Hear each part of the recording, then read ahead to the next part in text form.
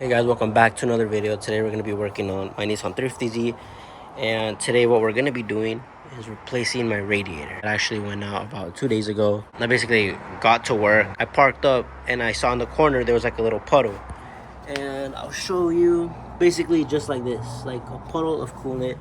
Didn't think too much of it, thought it was my reservoir, so I popped open the hood, checked all the hoses, and I can't see nothing wrong with the hoses whatsoever. Coolant in the reservoir only went down just a bit, not too much, and obviously as you can see a little bit, it already dried up, but all this is like coolant stains right here. What I did notice is that there was basically coolant all over the top of the radiator, like all the way over here.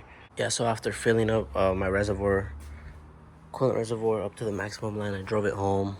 Probably like 5 seconds before I reached a parking spot, my bell started screeching, my temperature gauge shot up. I parked up.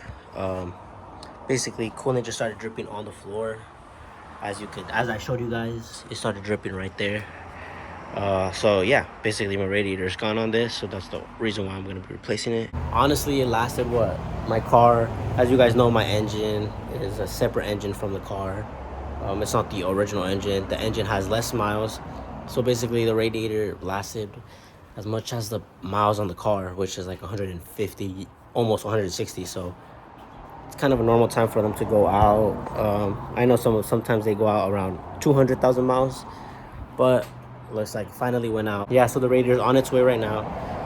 What we're gonna do is just remove the old radiator, just have everything ready once it arrives so we can install it easier. Should be pretty simple. I saw some videos on how to do it. I'm gonna just rewatch them again, but I have this little black tub right here that I could use to, fucking collect all the coolant. Hopefully that's big enough. Hopefully.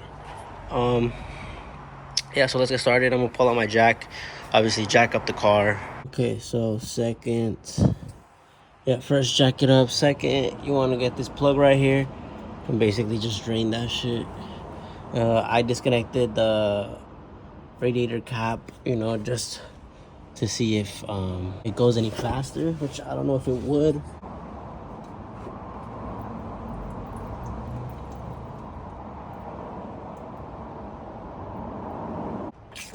Oh shit.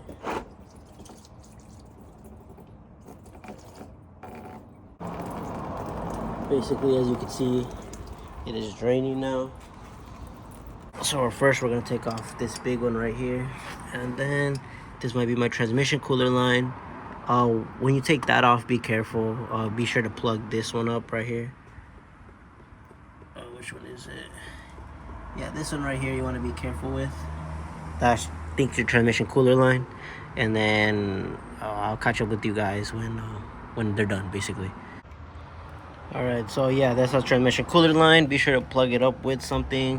Spark plug would probably be better, but I found this shit right here, so I did that. And it looks like you do have another transmission cooler line just right there, so be sure to plug that one up as well. Basically, those two are transmission cooler lines. Find something up about the same size, because you can always use that clamp to close it up. I did the same thing with this nail right here. Pretty sure the only hose left right now is the top one. Yeah, it looks like there's no more hoses connected to it, so let's go ahead and do this. And by the way, for the transmission cooler line, you are going to lose a bit of fluid, not too much though. Once you're done with the whole thing, go right here and just be sure to make sure if it went any lower, if it didn't, you're good, or just be sure to top it off basically. Take this shit off right here. Drag it somewhere else. And this is pretty simple. You kind of just want to twist it off. Yeah, just like that. See how it broke loose? Make sure you put your little whatever you're throwing your coolant on the bottom to be sure it catches it all. That way it doesn't fall on the floor. Okay, so what I did is just remove the whole thing, that way it's not in the way. Let's go ahead and take this one off right here, so that way it's not in the way. We're gonna probably have to remove the reservoir, but yeah, let's get started on removing the fan first, and then we'll go from there. Okay, so you want to go ahead and disconnect this one right here, which I already did. And at the bottom down here, there's gonna be 2 connectors more that you have to disconnect. So it looks like you gotta disconnect this one right here and this bottom one right here, which was right here. just because this is a whole separate harness. So go ahead, yeah, and just take this one off right here. My other side is broken right now. I should get a fan later on, but I know that this one might work good as well. So just go ahead and take this off. Alright, then I think we just untwist these, which I already did on this side. Untwist this side right here. Okay, now that both of the lock buttons are out, it should be movable now. So we're gonna see if we can make some space to try to move this shit out. Okay, so what I did is, pretty sure this is an AC line right here. I took out the 10mm bolt, which is right there, and this is just pretty sure just to hold it right there. So I just, after I took the 10mm off, it is a little bit movable. Just be careful about that. Basically, you don't have to move the coolant reservoir or anything at all here. It looks like it's fine. So yeah, as you can see, the radiator's dead. That's just right here. So let's take this shit off, and should be pretty simple. Looks like there's these little caps right here that are holding on the radiator as well. So once that's that, you want to go ahead and pop that off.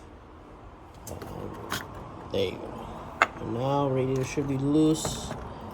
Let's see if we can pull it out now. Okay, so basically, yeah, you unscrew those. The AC condenser's right here. Basically, you just want to take out the radiator. I didn't really show it. I did have like, maybe I struggled for what, maybe like 2 minutes. But yeah, so I didn't know that the only thing, that the only thing holding this AC condenser was like the radiator. It was held on like close to the AC condenser, so you kind of just want to like remove it off. So grab the AC like this and pull it from the bottom. This is the old radiator. You want to be careful because transmission fluid does come out, obviously because it's transmission cooler as well, but be sure not to tilt it all the way unless you want to. This is how it looks on the other side. Looks really dirty.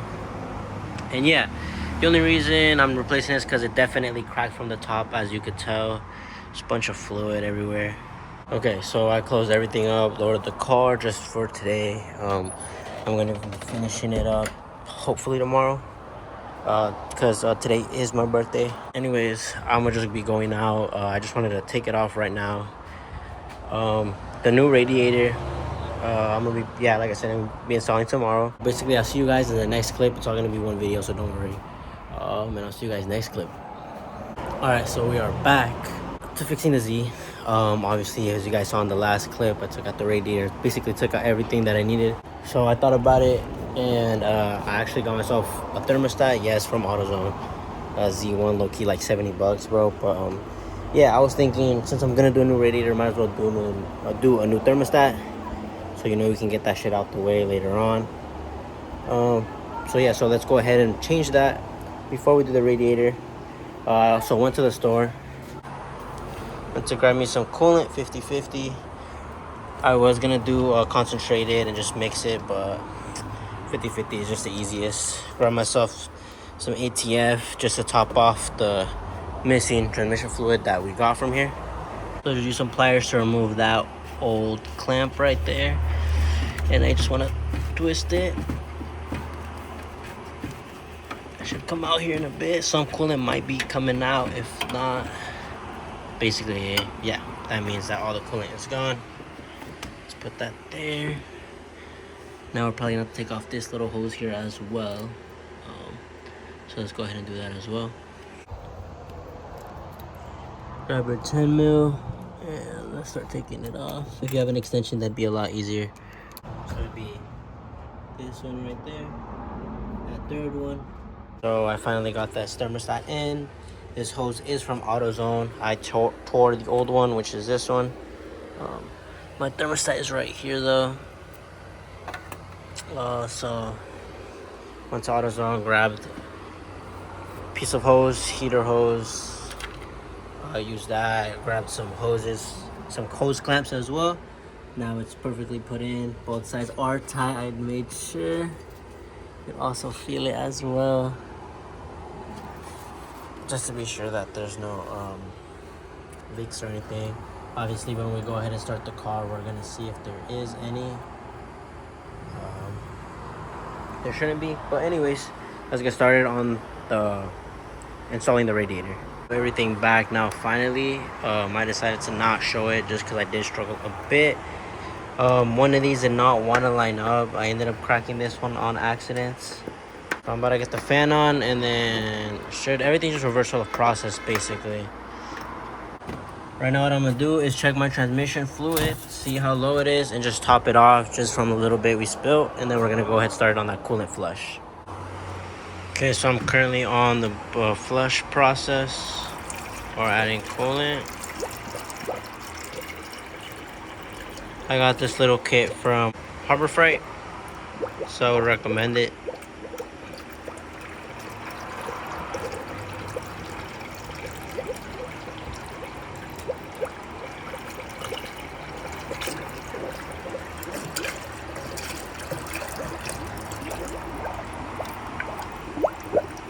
Basically wait for this to bubble, and then I'm gonna go ahead and turn on the car, wait for it to bubble more, and then turn on the heater, and it should be good from there. So if you guys don't know, your bleeder screw is right there. Pop it open to let some air out. Alright, so we're currently, obviously, waiting for it to idle. Hopefully it bubbles more. I revved it a bit just to see what would happen. Fans have not turned on just yet, and I see no leaking under the underbody, so that is a very good sign. Let's check the idle.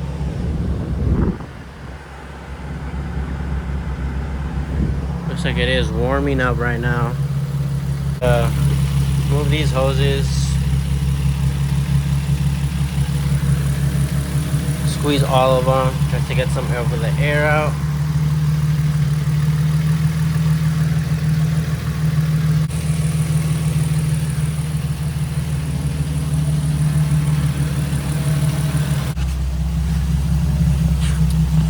Let's squeeze it down here as well.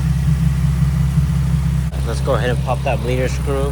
See if we can get more bubbles out.